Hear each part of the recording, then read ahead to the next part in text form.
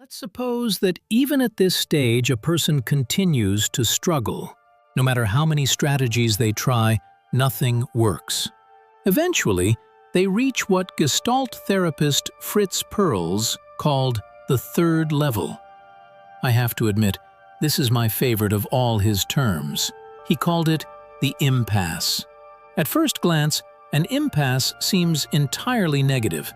It feels like a barrier, a source of frustration, a point where every attempt fails. You can become angry, desperate, even hopeless. But none of that will get you out of the impasse.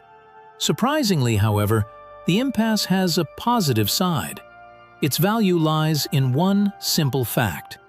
It represents a complete refusal to keep playing the old games.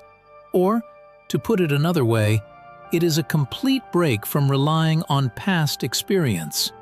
Only then does a person become capable of seeing the situation as it truly is, instead of forcing it into familiar patterns. Most people who despair when they reach an impasse are still looking backward. Deep down, they believe there must be one more strategy they haven't tried yet, one more game they could play that would somehow solve everything. But the impasse remains. Soon we'll see an example of how it can actually be overcome. Once the impasse is broken, Perls describes the fourth level, which he called the inner explosion. You might call it a restructuring of motives, a moral transformation, or simply a profound internal change. Whatever name you choose, one thing is clear: the person is no longer the same inside. And this naturally leads to the fifth level, the outer explosion. At this stage, nothing in the external world has necessarily changed. What has changed is the person's way of seeing the situation. Suddenly, what once appeared impossible turns out to have a perfectly real solution. A famous story illustrates this beautifully. Many of you may already know it, but even if you do, it is worth examining again.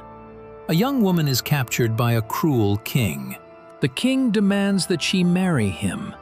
Eventually, whether out of pride or a desire to appear fair, he proposes that fate should decide her future.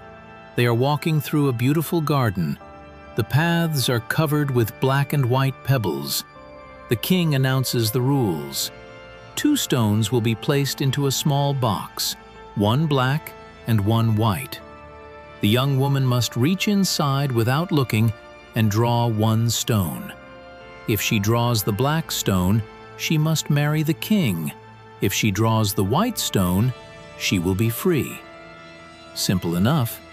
But before the stones are placed into the box, she notices something important. The king secretly places 2 black stones inside. Now she faces a true impasse. The more I tell this story, the more fascinating the king himself becomes.